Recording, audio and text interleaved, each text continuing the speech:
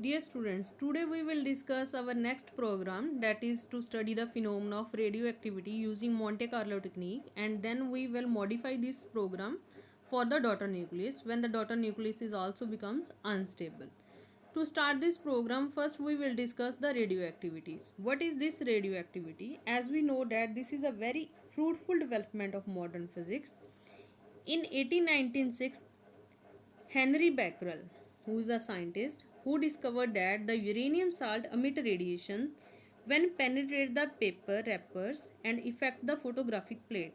To see whether the guess was correct, he performed a series of experiments using a light tight box inside a uranium salt, and the photographic plates were arranged either in contact with each other or by separated by some thin sheets of aluminium.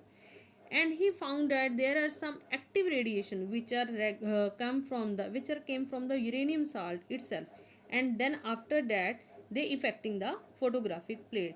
So that's why these rays are named as the Becquerel rays, and first name given to these radiation which are emitted by the uranium.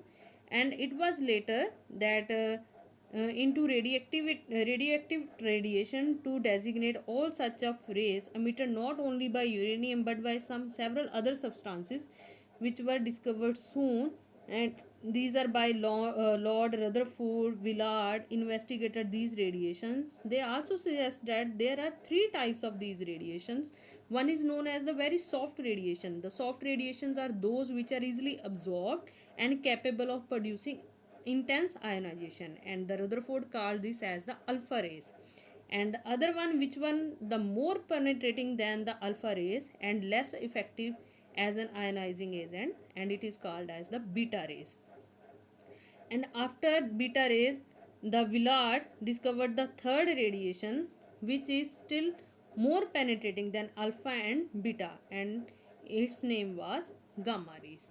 So thus there are three type of radiation depending upon their penetrating nature. One is the alpha, second one is beta, and third one is the gamma rays.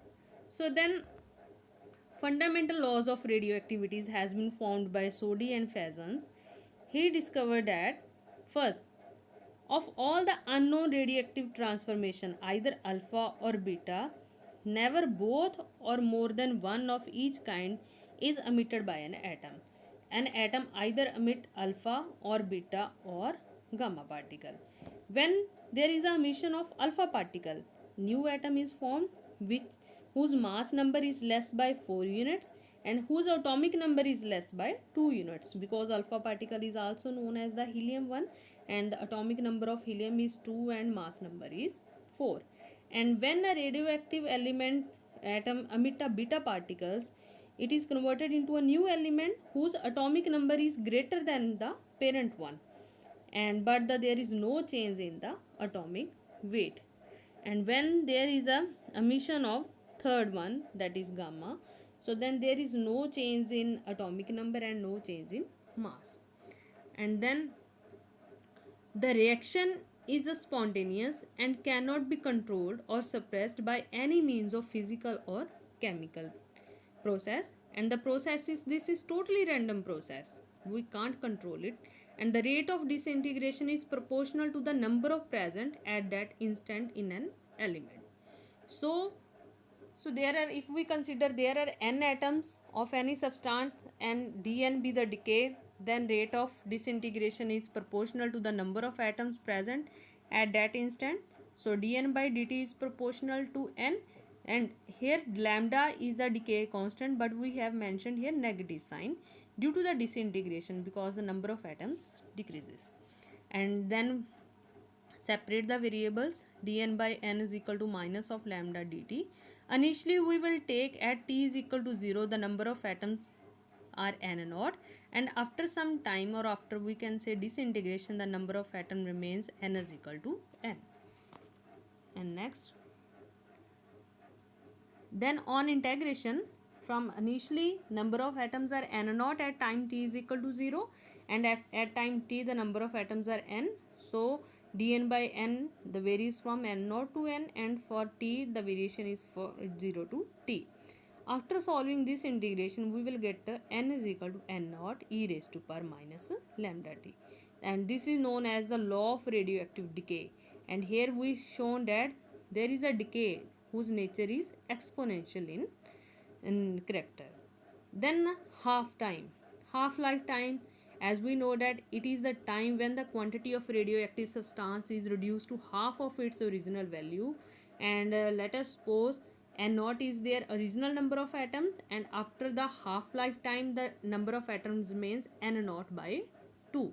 And let us suppose this time is tau, or we can say t, and then n naught by 2 is equal to n naught e raised per minus lambda t, and t is equal to, we have substituted the values, 0.693 divided by lambda, and here lambda is disintegration constant, and it is defined as the reciprocal of time during which the number of atoms reduced to 1 by e times their original value. And this is the relationship between the time and disintegration constants. And the law of disintegration, as we know that the natural occurring radioactive nuclei from three types of distinct groups, these graphs are called radioactive series, and the parent nuclei decay into daughter, and which one further decay into another daughter, and so on. The chain only stops when there is a end product, and it end product is stable nucleus, because radiations will the element will emit radiations always when it is in unstable state. When it will attain the stable states, then there is no further disintegration will take place. And this is the diagram. From here, during intermediate stage we have mixture of various nucleus like A, B, C. Any two adjacent nucleates are parent and daughter. It is shown in figure.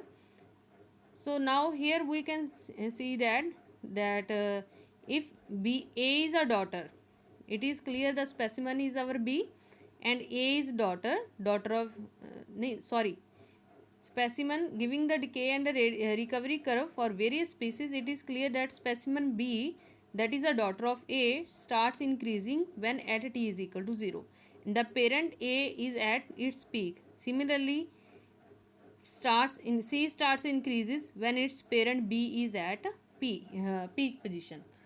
For first, when A is at peak position, then A will start to converted into daughter. So if A is our parent, it will converted into daughter. So when A is at peak position, V is starting.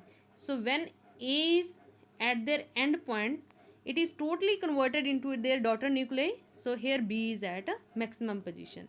So when B is at maximum position, now B become the parent. Now our next is daughter is C, and it is converted into C. So parent is converted into daughter.